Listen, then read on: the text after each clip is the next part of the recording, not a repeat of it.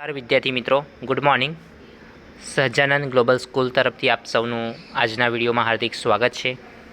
વિદ્યાર્થી મિત્રો, આજે આપણે ધોરણ 5 વિષય આસપાસ, જેમાં એકમ 15 કે જેનું નામ છે ઠંડુ કે ગરમ, એમાં આજે ભાગ 2માં આપણે જે એકમ અધૂરો છે એના વિશે આપણે અભ્યાસ કરવાનો છે.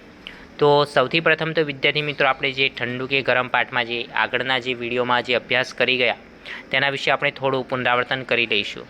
તો વિદ્યાર્થી મિત્રો, આપણે વાત કરી હતી કે કઠિયારાની વાત કરી હતી. તો કે કઠિયારો શું કરે છે, તો કે તે દરરોજ જંગલમાં જાય છે અને જંગલમાં જઈ અને શું કરે છે, તો લાકડા કાપે છે અને લાકડા કાપીને શું કરે છે, તો તે શહેરમાં વેચી દેતો હતો. બીજું તો આપણે જોયું હતું કે આ જે કઠિયારો છે જંગલમાં જ્યારે લાકડા કાપવા જાય છે, શિયાળાનો સમય છે, ઠંડીની મોસમ છે, તો શું, તો એને હાથ થીજી ગયા હતા. તો શું કરતો હતો, તો કે કુહાડી, પોતાની જે કુહાડી છે એક બાજુ પર મૂકી અને પોતાના હાથને પોતાના મોં આગળ લાવી અને શું કરતો હતો, તો કે ફૂંક મારતો હતો. કે કેમ? કારણ કે પોતાના જે મોંમાંથી જે આપણા જે ઉચ્છ્વાસ માટે જે હવા બહાર કાઢીએ છીએ આપણે, જે બરાબર, તો આપણા મોંમાંથી જે ફૂંક મારીશું તો હવા કેવી આવશે, તો કે ગરમ હવા આવશે.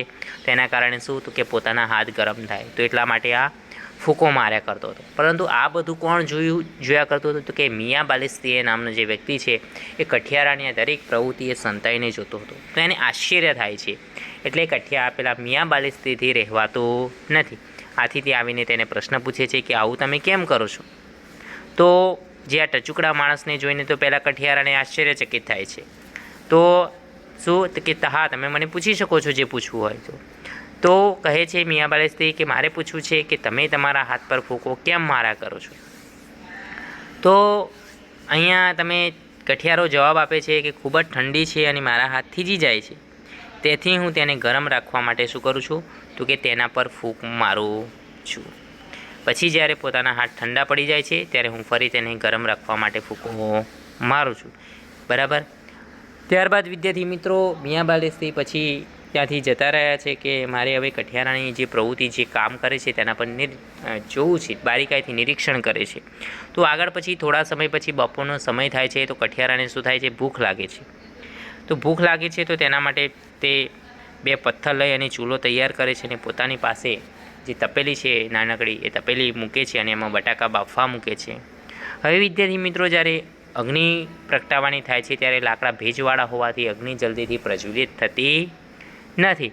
તો આથી મિયાં બાલિસ્તી કઠિયારો શું કરે છે, તો કે નીચે નમી અને ફૂંક મારે છે અને તે અગ્નિ પ્રગટાવે છે. તો આ જોઈ અને મિયાં બાલિસ્તીના મનમાં પ્રશ્ન થાય છે કે અરે આ કેવું, શું એના મોંમાંથી અગ્નિ નીકળે છે? પૂછે છે, એના મનમાં પ્રશ્ન થાય છે કે શું એના મોંમાંથી અગ્નિ નીકળે છે? તો આવા અનેક પ્રશ્નો એના મનમાં ઉદ્ભવે છે. ત્યારબાદ થોડીવાર પછી બટાકા બફાઈ જાય છે અને પછી તે બટાકા ખાવા માટે હાથમાં લે છે, પણ બટાકા ગરમ હોય છે. આના માટે શું કરે છે, ફરી તે બટાકાને ઠંડા કરવા માટે ફૂંક મારે છે. તો વિદ્યાર્થી મિત્રો, આ બધું જોઈ અને બાલિસ્તીએ પોતાની જાતને રોકી શકતો નથી. તે કહે છે કે તે ફરી ફૂંકો મારે છે, હવે શું તે બટાટાને સળગાવવા જઈ રહ્યો છે? થોડી વાર તેના પર ફૂ માર્યા બાદ કઠિયારાએ તેના મોં પર મૂક્યા અને ખાવા લાગ્યો. હવે મિયાંને તો આશ્ચર્ય થયું. તે પોતાની જાતને રોકી શક્યો નહીં અને કૂદકો મારી અને ફરીથી ક્યાં, તો કે કઠિયારા પાસે જાય છે. કહે છે કેમ છો ભાઈ? તેમણે કહ્યું, જો તમને વાંધો ન હોય તો ફરીથી હું તમને પ્રશ્ન પૂછી શકું છું. તો વિદ્યાર્થી મિત્રો, ફરી મિયાં બાલિસ્તી શું પ્રશ્ન પૂછે છે કે આજે સવારે તમે મને કહ્યું કે તમારા હાથને ગરમી આપવા ફૂંક મારતા હતા, હવે તમે આ બટાકા પર ફૂંકો મારો છો જે પહેલેથી ખૂબ ગરમ છે. તમારે તેને શા માટે વધારે ગરમ કરવા છે? તો વિદ્યાર્થી મિત્રો, કઠિયારો જવાબ આપે છે કે ના ના, મારા નાના મિત્ર, આ બટાટા ખૂબ જ ગરમ છે. હું તેને ઠંડા પાડવા તેના પર ફૂંકો મારું છું. જ્યારે તેમણે આ સાંભળ્યું ત્યારે મિયાં બાલિસ્તીનો ચહેરો સફેદ થઈ ગયો. તે ડરના મારે ધ્રુજવા લાગ્યા અને દૂર જવા લાગ્યા. આગળ વિદ્યાર્થી મિત્રો જોયું કે અમુક વસ્તુઓ જે દેખાતી નથી પરંતુ તે હોય છે. અને જે આ વાર્તા જે છે એ ઝાકીર હુસેન દ્વારા લખવામાં આવી છે. ત્યારબાદ વિદ્યાર્થી મિત્રો આપણે જે પ્રશ્નો છે પ્રશ્નોના જવાબનો પણ ચર્ચા કરી હતી. જે પ્રવૃત્તિ છે કે તમારા હાથ ઠંડા પડી જાય તો તેને ગરમ કરવા ફૂંકો મારે તો તમને કેવું લાગે છે, બરાબર. આ તમામ વિશે આપણે આગળના વિડીયોમાં અભ્યાસ કરી ગયા છીએ. ત્યારબાદ આપણે હાથ રૂમાલની વાત કરી હતી કે રૂમાલ કાપડનો ટુકડો અથવા તો રૂમાલ લો, તેની 3-4 ગળી કરી અને તેને પોતાના મોં પાસે લાવવાનું છે અને ફૂંક મારવાની છે, બરાબર. તો શું થશે, તો તે થોડું ગરમ થઈ જશે. તો પછી તમારા આંખ ઉપર કોઈ ઈજા થઈ હોય અથવા તો આંખમાં કંઈ પડ્યું હોય તો ત્યાં તમે તેના દ્વારા ગરમી આપી શકો છો. ત્યારબાદ આપણે દાળ, ભાત, રોટલી અને શાકની વાત કરી હતી કે તમે કઈ રીતે તેને ઠંડી કરી શકો છો. આગળ આપણી ચિત્ર 1 અને 2ની પણ વાત કરી ગયા હતા. હવે વિદ્યાર્થી મિત્રો આપણે આટલે સુધી અભ્યાસ કર્યો હતો કે તમારા મોંથી બીજા કયા કામ માટે તમે હવા ફૂંકો છો. તો વિદ્યાર્થી મિત્રો આટલે સુધી અભ્યાસ કર્યો હતો. હવે આજનો બીજો વિડીયો છે તો અહીંયાથી આપણે અભ્યાસ બાકી છે તો અહીંયાથી આપણે શરૂઆત કરીશું. તો અહીંયા વિદ્યાર્થી મિત્રો એક પ્રવૃત્તિ આપી છે કે કાગળની સિસોટી બનાવો. આ પ્રવૃત્તિ તમારે ઘરે કરવાની છે વિદ્યાર્થી મિત્રો. કાગળની સિસોટી કઈ રીતે બનાવાય, તો વિદ્યાર્થી મિત્રો કાગળની સિસોટી બનાવવા અહીંયા આપ્યું છે. તો સૌપ્રથમ શું કરશો, અહીંયા સ્ટેપ આપે છે 1, 2, 3, બરાબર. એ સ્ટેપ પ્રમાણે આપણે જવાનું છે. તો સૌપ્રથમ 12 સેમી લાંબો અને 6 સેમી પહોળો કાગળનો ટુકડો લેવાનો છે. તમારી જોડે ફૂટપટ્ટી તો હશે, તો ફૂટપટ્ટીથી માપી અને તમારે શું કરવાનું છે, તો કાગળનો ટુકડો લેવાનો છે. કેવો, આ રીતે જુઓ, અહીંયા ઉપર પહેલા ક્રમમાં આપેલું છે. તો 12 સેમી લાંબો અને 6 સેમી પહોળો કાગળનો ટુકડો લેવાનો છે. ત્યારબાદ શું કરવાનું છે, તો કાગળને અડધેથી વાળો, એટલે પછી એનો અડધો ભાગ કરવાનો. ચિત્ર 1 મુજબ જુઓ, 2 કાગળના સરખા ભાગ કરીને વાળવાનું છે. મધ્યમાંથી નાનું કાળું પાડો અને થોડું કાપો. અહીંયા તમને જોવા મળે છે, જુઓ આ સેન્ટર છે. અહીંયા મધ્યમાંથી શું કરે છે, આ મધ્યનો ભાગ છે એમાંથી કાપે છે, બરાબર, અને કાણું પાડે છે. અને પછી એને બંને બાજુથી કાગળની તરફ વાળો. તો અહીંયા જુઓ, અહીંયા તમે જોઈ શકો છો બંને બાજુથી કાગળ તરફ વાળવામાં આવે છે. ઓકે, આગળ કાગળને તમારી આંગળીઓ વચ્ચે રાખી તેમાં મોં રાખો. જુઓ અહીંયા આ રીતે વાળવાનું છે, બરાબર. અહીંયા વાળ્યું છે તે ત્રીજું સ્ટેપમાં તમારે આ રીતે તૈયાર થઈ જશે. તો અહીંયા આ જે ભાગ દેખાય છે, અહીંયા 2 શું કરવાનું છે, આંગળીઓ રાખવાની છે. અને આ જે વચ્ચેનો ભાગ છે એ પોતાના મોં આગળ રાખવાનો છે. આ જે વચ્ચેનો ભાગ એ મોં આગળ અને અહીંયા 2 આંગળીઓ રાખવાની છે, બરાબર. હવે તેમાં ફૂંક મારો અને સિસોટી સાંભળો. કોની સિસોટી વધારે સંભળાય છે, તમારી કે તમારા મિત્રની? જોરથી અને ધીમેથી પણ ફૂંક મારો અને જુદા જુદા અવાજ કાઢો. તો વિદ્યાર્થી મિત્રો આ રીતે તમે કાગળની સિસોટી બનાવી શકો છો. તો સૌથી પ્રથમ એક 12 સેમી લાંબો અને 6 સેમી પહોળો કાગળનો ટુકડો લેવાનો છે. પછી તેને અડધેથી એટલે કે વાળવાનો છે, બરાબર, સરખા ભાગ કરવાના છે અને વચ્ચે એને એક નાનું કાણું બનાવવાનું છે અને થોડું કાપી લેવાનું છે, જે બીજા ચિત્રમાં બતાવ્યું છે તે પ્રમાણે. પછી ત્રીજા ચિત્રમાં બતાવ્યું છે એ પ્રમાણે કાગળને વાળવાનું છે. અને મેં તમને બતાવ્યું એ પ્રમાણે તમારે શું કરવાનું છે, તો એક આંગળી અહીંયા મૂકવાની છે અને એક આંગળી અહીંયા, અને વચ્ચેનો ભાગ મોં આગળ મૂકવાનો છે. તો આ રીતે તમારે સિસોટી બનાવવાની રહેશે. હવે આગળ જુદી જુદી રીતે ફૂંક મારો. તો વિદ્યાર્થી મિત્રો અહીંયા જુદી જુદી રીતે ફૂંક મારો. તે નીચે આપેલી વસ્તુઓની સિસોટી બનાવો. સૌથી મોટેથી અને સૌથી ધીમેથી વાગે તે રીતે ક્રમમાં લખો.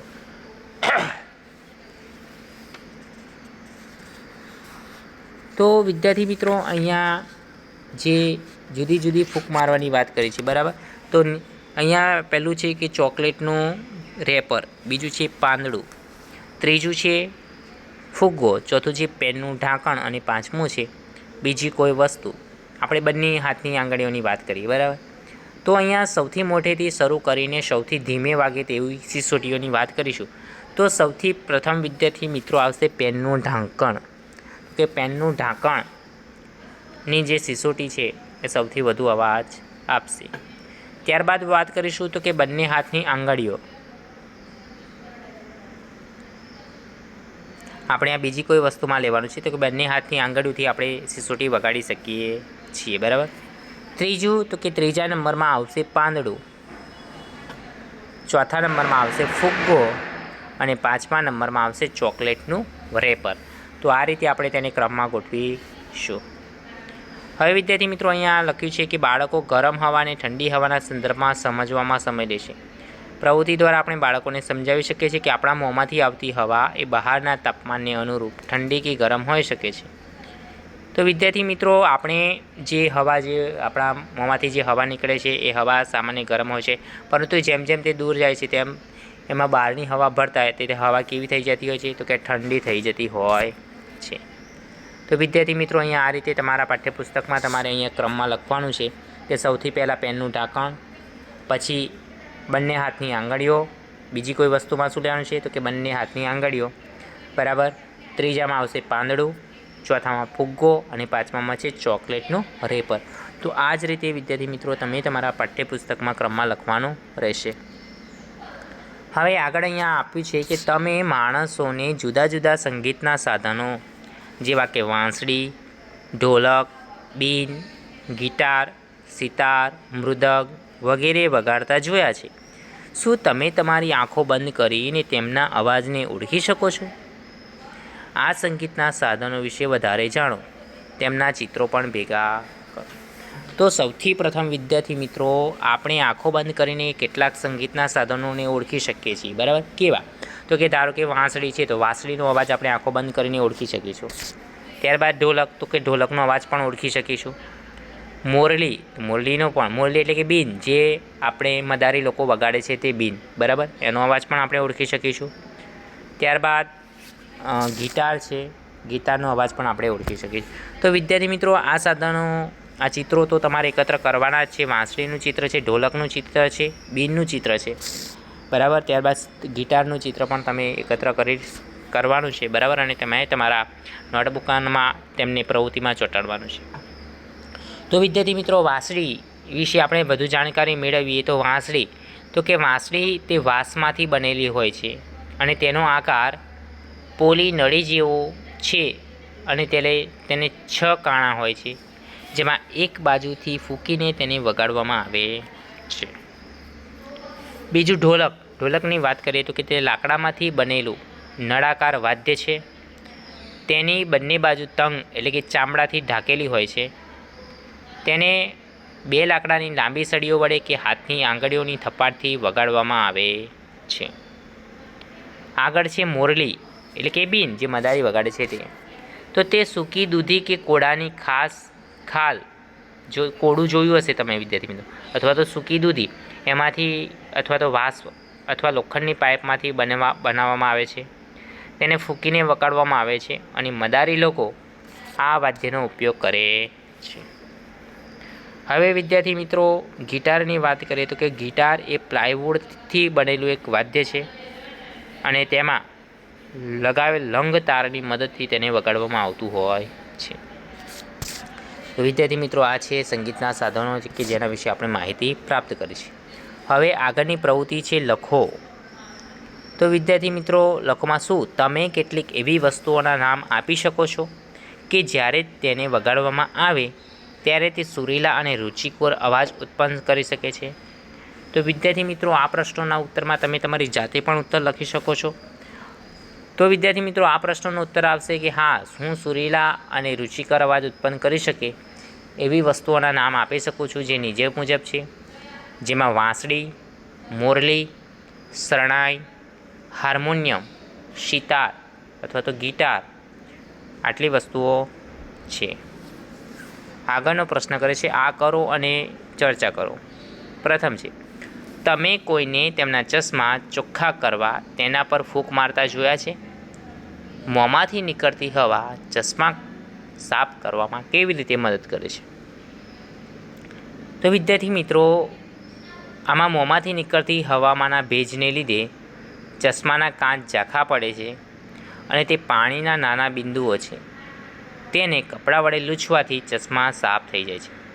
વિદ્યાર્થી મિત્રો જો ઘરે કોઈના ચશ્મા હોય તો તેને તમે પ્રયત્ન કરજો તો સૌપ્રથમ ફૂંક મારજો, તો શું કરશે? ફૂંકથી હવામાંના ભેજને લીધે ચશ્મા ઝાંખા થઈ જશે અને પાણીના નાના બિંદુ હોય છે ત્યાર પછી તેને કપડાં પર લૂછવાથી ચશ્મા સાફ થઈ જાય છે. આગળ છે એક કાચ લો, તે તમારા મોંની નજીક લાવો અને તેના પર જોરથી ફૂંક મારો. આવું 3 થી 4 વખત કરો. કાચ ઝાંખો દેખાય છે, તો આ પ્રવૃત્તિ વિદ્યાર્થી મિત્રો તમારે ઘરે કરવાની છે, બરાબર? કે કાચ લેવાનું છે ને તેના પર 3 થી 4 વખત ફૂંકો મારવાની છે ને શું થાય છે તેનું અવલોકન કરવાનું છે. તો સૌથી પ્રથમ તો વિદ્યાર્થી મિત્રો તમે કાચ પર 3 થી 4 વખત જોરથી ફૂંક મારશો તો કાચ ઝાંખો દેખાશે. આગળ તમે અરીસાને આવી રીતે ઝાંખો બનાવી શકો. તમે અરીસાને અડીને કહી શકો કે તે શાનાથી ઝાંખો થયો. તમે મોંમાંથી જે હવા ફૂંકી તે સૂકી હતી કે ભીની. તો વિદ્યાર્થી મિત્રો અરીસા પર જોરથી ફૂંક મારીને તેને ઝાંખો બનાવી શકાય છે, બરાબર? તો અરીસાની આંગળીથી અડકાડવાથી શું ભીનો લીસોટો તમને દેખાય છે, ને આ પરથી કહી શકાય કે અરીસો ઝાંખો થયો છે. મેં મોંમાંથી અરીસા પર જે હવા ફૂંકી તે ભીની અને ભેજવાળી હતી. તો અહીંયા જેટલી પણ પ્રવૃત્તિ આપી છે, તમે ઘરે જો અરીસો છે, દરેકના ઘરે અરીસો હશે જ, તો આ પ્રવૃત્તિ તમારે કરવાની છે વિદ્યાર્થી મિત્રો, બરાબર? આગળ તમારા હાથ તમારી છાતી પર મૂકો. જ્યારે તમે શ્વાસ લો છો ત્યારે તમારી છાતી બહાર આવે છે કે અંદર જાય છે? ચલો વિદ્યાર્થી મિત્રો, આ તો બધાને ખબર જ છે, બરાબર? દરેક વિદ્યાર્થી મિત્ર શ્વાસ લે છે. તો અહીંયા તમારે જોવાનું છે કે જ્યારે આપણે શ્વાસ લઈએ છીએ ત્યારે શું, તો કે જ્યારે હું શ્વાસ લઉં છું ત્યારે મારી છાતી બહાર આવે છે, બરાબર? તો વિદ્યાર્થી મિત્રો અહીંયા આ જેટલી ચાર પ્રવૃત્તિ તમારે કરવાની રહેશે. આગળ તમારી છાતીને માપો. અહીંયા જે પ્રવૃત્તિ છે તો વિદ્યાર્થી મિત્રો તમારે માપપટ્ટી લેવાની છે અને માપપટ્ટીની મદદથી તમારે છાતીને માપવાની છે. ત્યારબાદ શું કહે છે તો કે તમારા મિત્રની પહેલાં સૌપ્રથમ તો ઊંડો શ્વાસ લો, બરાબર? ઊંડો શ્વાસ લેવાનો છે અને ઊંડો શ્વાસ લઈ પછી શું કરવાનું છે કે તમારા મિત્રને કહેવાનું છે કે માપપટ્ટીની મદદથી છાતીનું માપ લો. એટલે કે પહેલાં શ્વાસ લઈ અને પછી માપવાનું છે. પછી તમારે શ્વાસ બહાર કાઢવાનો છે અને શ્વાસ બહાર કાઢવાનો છે અને ફરી તમારા મિત્રને છાતીનું માપ લેવા કહેવાનું છે. તો વિદ્યાર્થી મિત્રો તમારા મોંમાંથી ફૂંકેલી હવા ગરમ છે અને અરીસો ઠંડો છે. તો આપણે જે ગરમ હવા ઉચ્છ્વાસમાં કાઢીએ છીએ તેમાં વરાળ હોય છે અને જ્યારે તે ઠંડા અરીસાના સંપર્કમાં આવે છે ત્યારે શું થાય છે તો કે પાણીના નાના નાના બિંદુઓમાં ફેરવાઈ જતું હોય છે અને જે કાચને ભેજવાળો અને ઝાંખો બનાવે છે. તો વિદ્યાર્થી મિત્રો આપણા મોંમાંથી જે હવા બહાર આવે છે કેવી, તો કે ગરમ હોય છે, જ્યારે અરીસો સામે ઠંડો હોય છે. એટલે કે ગરમ હવા શું થાય છે તો કે ગરમ હવા ઉચ્છ્વાસમાં કાઢે તો તેમાં વરાળ હોય છે, જ્યારે ઠંડા અરીસામાં સંપર્કમાં આવવાથી શું થાય છે તો કે નાના નાના બિંદુઓમાં ફેરવાઈ જતું હોય. તો વિદ્યાર્થી મિત્રો શું કહે છે, પહેલાં શ્વાસ લેવાનો છે. શ્વાસ લઈ અને પછી તમારા મિત્રને કહેવાનું છે કે મારી છાતીની માપ, બરાબર? તો એ માપ તમારે લખવાનું છે. ફરીથી તો કે શ્વાસ બહાર કાઢો. શ્વાસ બહાર કાઢવાનો છે અને ફરી તમારા મિત્રને કહેવાનું છે કે ફરી શ્વાસ બહાર કાઢીને છાતી માપવાની છે. તો એ જે છાતી જે થાય એ તમારે અહીંયા ખાલી જગ્યામાં લખવાનું છે. હવે વિદ્યાર્થી મિત્રો લાસ્ટમાં શું કરવાનું છે કે તમારી છાતીના બે માપમાં કોઈ તફાવત જોવા મળ્યો. એટલે કે પહેલાં તમે છાતી ફૂલાવી, ઊંડો શ્વાસ લીધો અને છાતી માપી તો કેટલું માપ થયું, અને શ્વાસ બહાર કાઢીને છાતી માપી તો કેટલું માપ. તો આ બંને વચ્ચે શું તફાવત છે એ તફાવત તમારે અહીંયા લખવાનો છે, બરાબર? જે તફાવત હોય એ તમારે ખાલી જગ્યામાં લખવાનો રહેશે. આગળની પ્રવૃત્તિ છે 1 મિનિટમાં કેટલા શ્વાસ. અહીંયા વિદ્યાર્થી મિત્રો તમારી આંગળી તમારા નાક નીચે મૂકો. અહીંયા આપેલું છે એ રીતે. તમે જ્યારે તમારા નાકમાંથી શ્વાસ કાઢો છો ત્યારે કોઈ હવા અનુભવી શકો છો? તો વિદ્યાર્થી મિત્રો તમારા નાકની આગળ તમારી આંગળી રાખવાની છે અને આ પ્રયોગ કરવાનો છે. તો સ્વાભાવિક રીતે મારી વાત કરું તો કે હું મારા નાકમાંથી શ્વાસ કાઢું છું ત્યારે હવાનો અનુભવ કરી શકું છું. તો એ જ રીતે તમારે અહીંયા લખવાનું છે હા, બરાબર? બીજું છે 1 મિનિટમાં તમે કેટલી વખત શ્વાસ અંદર લો છો અને બહાર કાઢો છો? ઘણો. ઘડિયાળ સામે લઈને બેસવાનું છે વિદ્યાર્થી મિત્રો. નાક જે આંગળી છે એ નાક આગળ રાખવાની છે અને ગણતરી કરતું જવાનું છે. તો અને 1 મિનિટમાં કેટલી થાય છે તેની ગણતરી. તો વિદ્યાર્થી મિત્રો 1 મિનિટમાં આશરે અંદાજે વાત કરીએ સરેરાશ તો 18 વખત આપણે શ્વાસ અંદર લઈએ અને શ્વાસ બહાર કાઢી શકીએ છીએ, બરાબર? તમે આ પ્રવૃત્તિ કરી અને પછી તમારે તમારા ટેક્સ્ટ બુકમાં લખવાનું છે કે તમે કેટલી વખત શ્વાસ લો છો 1 મિનિટમાં ને કેટલી વખત બહાર કાઢો છો. હવે આગળ શું કરવાનું છે, થોડા સમય પછી 30 કૂદકા મારો. તમે હાંફતા હોય એવું લાગે છે વિદ્યાર્થી મેં શું કહું, હવે તમારે કૂદકા મારવાનું છે અને પછી જોવાનું છે કૂદકા પતી ગયા પછી તમારે હાંફવો છો, તમે શ્વાસ ચડે છે એવું લાગે છે. તો વિદ્યાર્થી મિત્રો અહીંયા હાનો જવાબ આવશે. બરાબર, દરેક આગળ છે. હવે ફરી 1 મિનિટમાં તમે કેટલીક વખત શ્વાસ અંદર લો છો અને બહાર કાઢો છો તે ગણો. કે 30 કૂદકા માર્યા પછી વિદ્યાર્થી મિત્રો પહેલાં કૂદકા માર્યા વગર નોંધવાનું છે અને પછી કૂદકા માર્યા પછી તમારે શ્વાસની ગણતરી કરવાની છે. તો 1 મિનિટમાં તમે કેટલી વખત શ્વાસ અંદર લો છો અને બહાર કાઢો. તો વિદ્યાર્થી મિત્રો સરેરાશ દરેકની વાત કરવામાં આવે તો કૂદકા માર્યા પછી 28 વખત તમે શ્વાસ અંદર લીધો અને શ્વાસ બહાર કાઢો છો. હવે વિદ્યાર્થી મિત્રો આગળ છે કૂદ્યા પહેલાં અને પછી તમારી ગણતરીમાં શું તફાવત છે. એટલે કે કૂદકા માર્યા પહેલાં અહીંયા તમે જે વાત કરી બરાબર, અહીંયા તો અહીંયા તમારે કેટલા શ્વાસ લેવાયા 1 મિનિટમાં બરાબર, અને કૂદકા માર્યા તેમાં તમને હાંફતા હોય એવું લાગે છે તો અહીંયા હા જવાબ આવશે. અને વિદ્યાર્થી મિત્રો અહીંયા ત્યાર પછી તમારે જે શ્વાસ લેવાનો છે બરાબર એની ગણતરી કરવાની છે. તો આ બંને ગણતરી વચ્ચે શું તફાવત છે, તફાવત તમારે લખવાનો છે. તો વિદ્યાર્થી મિત્રો અહીંયા આપણે 18ની વાત કરી હતી બરાબર, અને અહીંયા વાત કરી છે 28. તો આ બંને વચ્ચેનો તફાવત કેટલો છે, 10 તફાવત છે. એટલે કે કૂદ્યા પછી 10 વાર શ્વાસ વધારે લીધો અને વધારે છોડ. આ દરેક આ પ્રવૃત્તિ છે વિદ્યાર્થી મિત્રો તમારે કરવાની છે, ઘડિયાળ લઈને બેસવાનું છે અને નોંધ કરવાની છે. હવે આગળ જોઈશું તમારી અંદરની ઘડિયાળ. વિદ્યાર્થી મિત્રો અહીંયા એક છોકરીનું ચિત્ર આપ્યું છે અને લખ્યું છે કે તમે બધાએ ઘડિયાળનો ટીક ટીક અવાજ સાંભળ્યો છે. તમે ડૉક્ટરને તમારી છાતીનો અવાજ સાંભળવા સ્ટેટોસ્કોપનો ઉપયોગ કરતા જોયા છે. અવાજ ક્યાંથી આવે છે? શું તમારી છાતીમાં ઘડિયાળ છે જે અવાજ કરે છે? તો વિદ્યાર્થી મિત્રો ડૉક્ટર પાસે દરેક વિદ્યાર્થી મિત્ર કોઈને કોઈ કારણોસર ડૉક્ટર પાસે જવું જ પડ્યું હશે બરાબર. તો ડૉક્ટર જે આપણી છાતી ઉપર સ્ટેટોસ્કોપ તમે જોયો છે પોતાના કાનમાં નાખી અને આપણી છાતી ઉપર મૂકે છે અને તે જોવે છે. તો શું તમારી છાતીમાં ઘડિયાળ છે તેવો અવાજ કરે છે? તો વિદ્યાર્થી મિત્રો અહીંયા જોયું હતું કે ડૉક્ટરને આપણી છાતી પર અવાજ સાંભળવા સ્ટેટોસ્કોપનો ઉપયોગ કરતા જોયા જ છે બધા વિદ્યાર્થીઓએ. અને આ અવાજ આપણી છાતીની ડાબી બાજુ આવેલા હૃદયમાંથી આવે છે. તો ડાબી બાજુ જે હૃદય આવેલું છે એ ડાબી બાજુએ જે હૃદયમાંથી જે ધબકારા થાય છે તેનો અવાજ આવતો હોય છે. અને હૃદય આપણા શરીરની અંદર હંમેશા શું કરતું હોય છે, તો કે ધબકતું રહે છે. અને તે આપણી છાતીના ડાબી બાજુએ આવેલું છે. જે હંમેશા આપણે હાથ મૂકો ડાબી બાજુ છાતી પર તો તમને ધબકારા હાથ મૂકશો તો તમને ખબર પડશે. તો આ ધક ધક કરતું ઘડિયાળ જેવું તે હંમેશા ચાલતું રહેતું અંગ છે. આગળ છે શું તમે તમારા ધબકારા સાંભળ્યા છે? તમારા ખભાથી કોણી સુધી લાંબી રબરની ટ્યુબ લો. ટ્યુબના એક છેડે ગળણી લગાવો. ગળણી તમારી છાતીની ડાબી બાજુએ મૂકો. ટ્યુબનો બીજો છેડો તમારા કાન પાસે રાખો. ધ્યાનથી સાંભળો. શું તમે ધક ધક એવો અવાજ સાંભળ્યો છે? તો વિદ્યાર્થી મિત્રો આ પ્રવૃત્તિ તમારે કરવાની છે વિદ્યાર્થી મિત્રો ઘરે. તો તમારે શું કરવાનું છે, તો ખભાથી કોણી સુધીનું જે અંતર છે તે રબરની ટ્યુબ લેવાની છે અને આ ટ્યુબના એક છેડે શું કરવાનું છે, ગળણી લગાવવાની છે જે અહીંયા આપેલું છે બરાબર. અહીંયા જે રીતે આપેલું છે એ રીતે તમારે પ્રવૃત્તિ કરવાની છે. આ રીતે અહીંયા ગળણી લગાવી દેવાની છે અને આ એક છેડો જે પોતાના કાનમાં રાખવાનો છે અને એક ડાબી બાજુએ હૃદય પર રાખવાનો છે. અને પછી આપણે ધક ધક અવાજ સંભળાય છે કે નહીં તેનું અવલોકન કરવાનું રહેશે. હવે અહીંયા શ્વાસ ગણવાની પ્રવૃત્તિમાં બાળકોને 1 મિનિટનો સમય બતાવવા શિક્ષક શરૂ અને બંધ કહી શકે છે.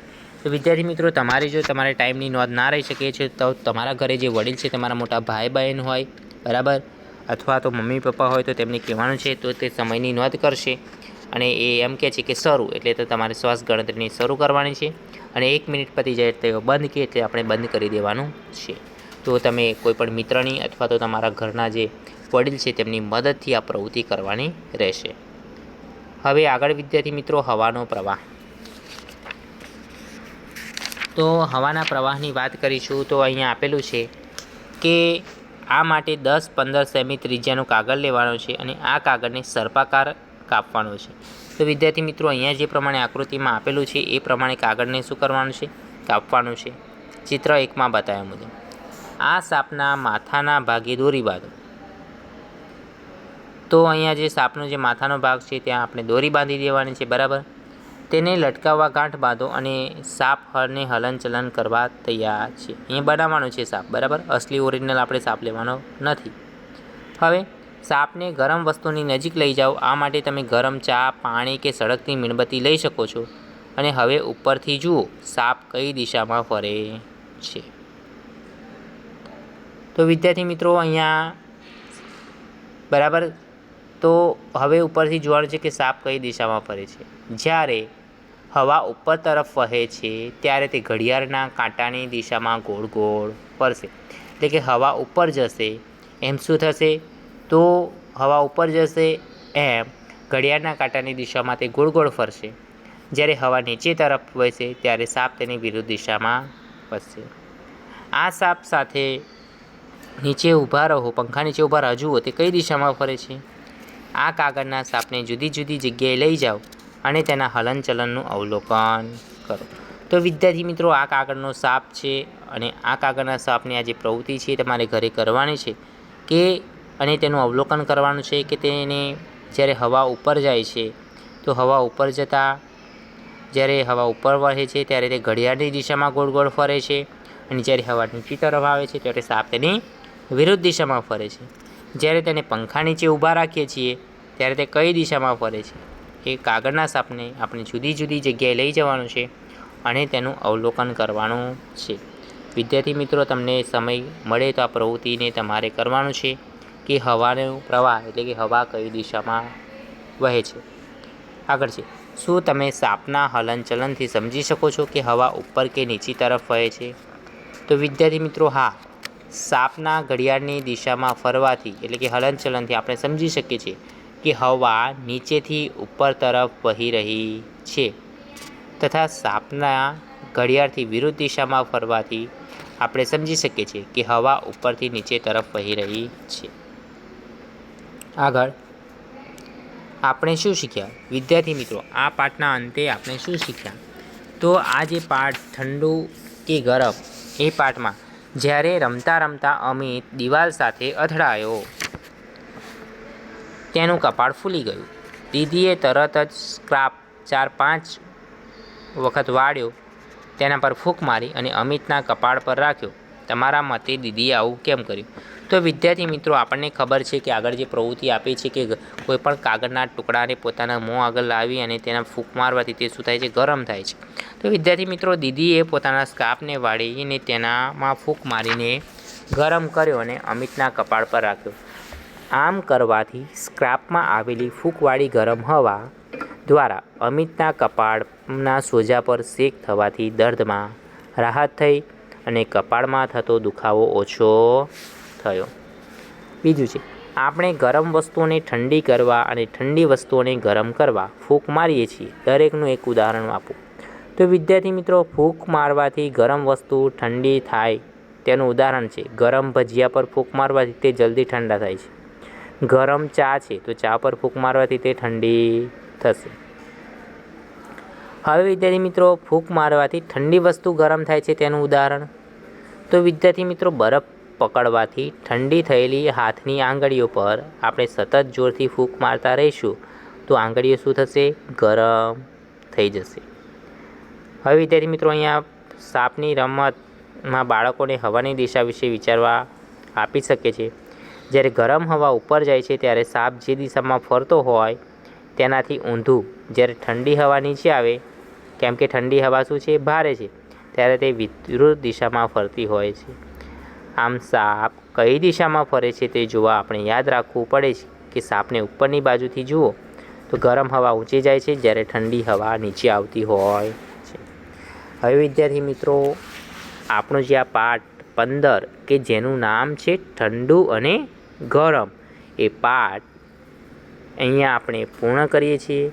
વિદ્યાર્થી મિત્રો તમને આ પાઠમાં કંઈ પણ સમજ ના પડી હોય તો તમે ફોન દ્વારા કે મેસેજ દ્વારા મને પૂછી શકો છો.